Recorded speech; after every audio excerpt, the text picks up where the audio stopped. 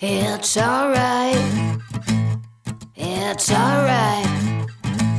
It's alright.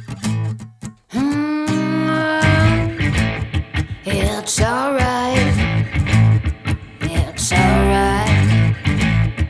It's alright.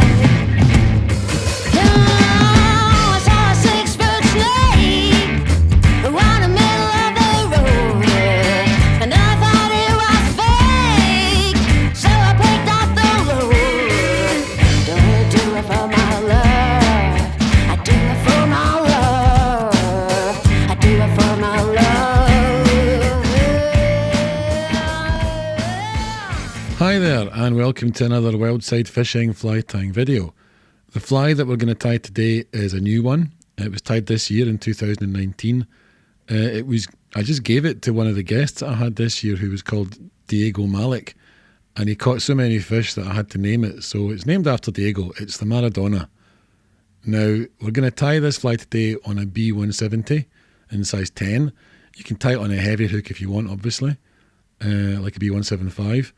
The thread that we're going to be using is a uni thread in size 8. It's olive done. I actually use this for quite a lot of my wet flies in general now. Anything olive or hare's ear, I use this on. It looks really good in the water. So we're going to start wrapping this down, taking a few turns down the hook just to get the thread caught in. And once we get it down, we can come in and we can trim this off. Now we're going to give this fly a tag, like a butt. And we're going to use Glow Bright number 4. So you can do this with a separate bobbin holder if you want, or just like me, just keep it on the spool. Just going to catch it in here and bring the thread down to keep it in, and then just pull it up out of the way. So we start wrapping this round. Like I say, you can use a second bobbin holder for doing this if you want. So we're just going to bring this round nice and tight. And once you get round to about a third of the way around the shank, start to come back up towards the eye. And that just gives you a nice even profile coming back up.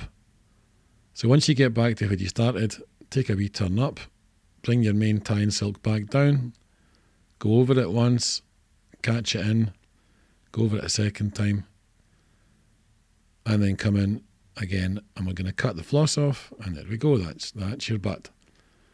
Now on top of this butt, we're going to put golden pheasant tippets, but they're dyed red. Now it's a thing that usually works well in the Highlands. The fish tend to like these little red butts and flies. So we're going to get a few fibres from the tippets. We're going to cut them off. There we go. One little thing that I like to do here is just moisten your finger and thumb and spin them a wee bit, roll them around. It just helps to spread them around so the colours are all evenly distributed. We're going to catch them in on top of the butt, and that's them in. Then we're going to come up and we're going to trim off the excess fibres.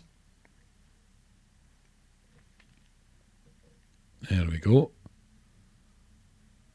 That's them gone. Now on top of this, we're going to put a crest. It's going to be standard golden pheasant crest. So we get that on. It should be about twice the length of the tail. Now when you put this on, just be careful to get it exactly how you want it. I like to spread mine over the tail. You want to get that nice kind of curving action on it anyway. So bring that up. And we'll come in and we're going to trim that off. So the next thing that we do is just bring the thread back up, bring it all down, get the whole thing tied down nice and tight and secure. Just hold your tail as you do this. And there we go. Right, we're ready now to put in a rib. Now for this we're going to use red wire in small size. We'll just take a piece off of this and cut it. And we're going to tie this in. So we just put that down, and then we just catch it in. You can pull it back as you catch it in. I mean, you don't need to bulk up the body of the fly too much because we're going to put on quite a few hackles today. So we get that in. You can now even out the body a wee bit more. and bring it back up to the butt again. Right, everything's looking good. Get the wire out of the way. We're going to put the dubbing on the fly, and it's going to be seal's fur in golden olive. So just take a wee bit of dubbing. Doesn't have to be much. It's a typical mistake that most people make when they start out fly tying. They use far too much. So spin it on to the thread. You can use your finger and thumb to ease it on. And once it's up, twist it up. After your first turn, a really good tip here as well, bring it around once and then give it a wee spin, and it'll just catch in nicely. That's it. We'll give it another wee tighten up as we go down. And we'll bring this down. And we don't want to go too far down with this. That's a bit far enough. So once you've got enough, just give it a wee spin and pull down, and that's it, caught in.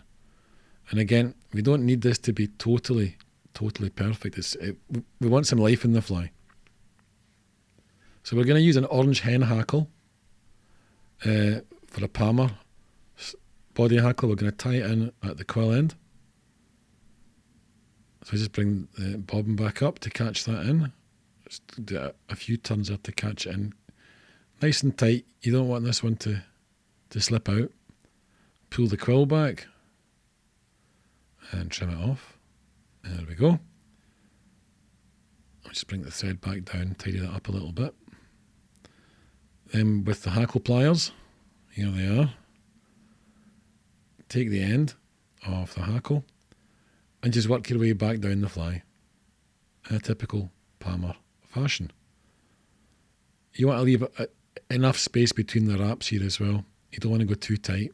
I mean, for this kind of fly, 4, maximum 5 turns, that's going to be enough. So once we get down, we just pull out all those fibres, we hold the hackle pliers, and we get the rib, we fold it over. And this is one of the things that I like to do with all the palmered flies that I tie. I always go over twice at the end, just to make sure that it isn't going to slip out. So we've been around once, twice, and there's a third, and just work your way up, wiggling it through the fibres so that you don't trap anything down too much. That's it, coming up to the head. And pull all the fibres back, give it one turn round, and that'll lock it in. We can bring the thread back a wee bit, just take off some of those wraps.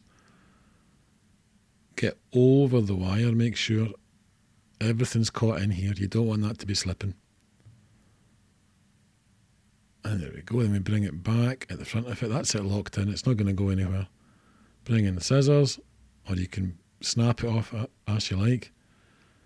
And then we come back in and we take off, wait, that's it, watch the fibres on the tail. You take off the other end, right. So that's all looking good. We just check that wire's down nice and tight. We can go back over it to tidy it up. So the next thing that's going to go onto this fly is going to be a collar hackle or a shoulder hackle. And we're going to use a blue guinea fowl.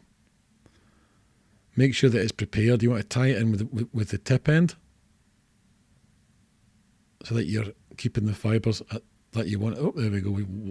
We'll drop it first to make sure that it's going to go wrong. That's it. So bring it in, strip back at the tip, tie it down, bring your silk back, bend that back and come in and snip it off. There we go.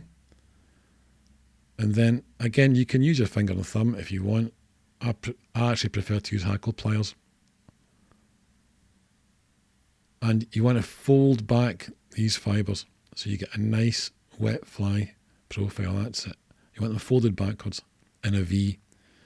So for wrapping round, just put the thread out the way there. And keep it going round the fly. And you're going to get, for a feather this size, maybe 1 or 2 turns at the most. So come round, catch it in. You don't want to be too overzealous here. You just want to get it in. Not too many turns. Less is more. So we're going to come in and trim that off. And we're just going to pull back those fibres and just tidy that up a little bit. That's looking lovely. And then for the head hackle, we're going to use a golden olive partridge hackle. These were given to me as a present a few years ago, and I just love them. Fantastic on wet flies. So we're going to prepare the hackle the same way as we did the guinea fowl. We're going to tie that in at the tip. This is where you don't want to be like lost for space. You don't want to have too many materials up here. It's already getting quite busy. So bring that back. We'll just come in and we'll trim that. Oh, with it. It slipped a wee bit there. We'll just give it another. That's it. Tighten it down. We'll come in and trim that off.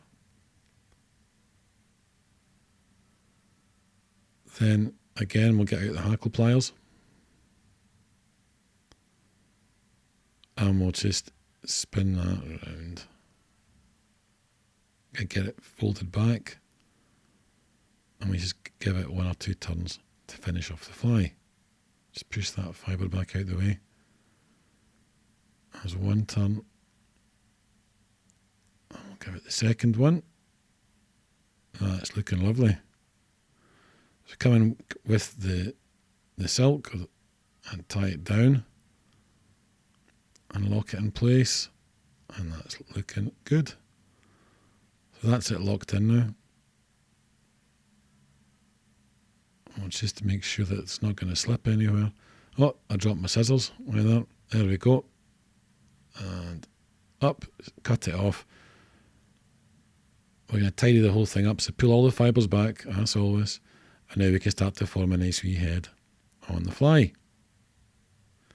So, you get those wraps up. Oh, it's looking good.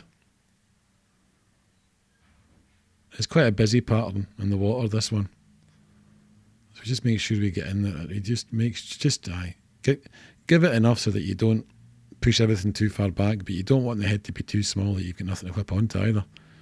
Now, to whip this on, we're going to use 5-in-1 nail varnish, my favourite top coat. Yeah, forever. Only the best for me.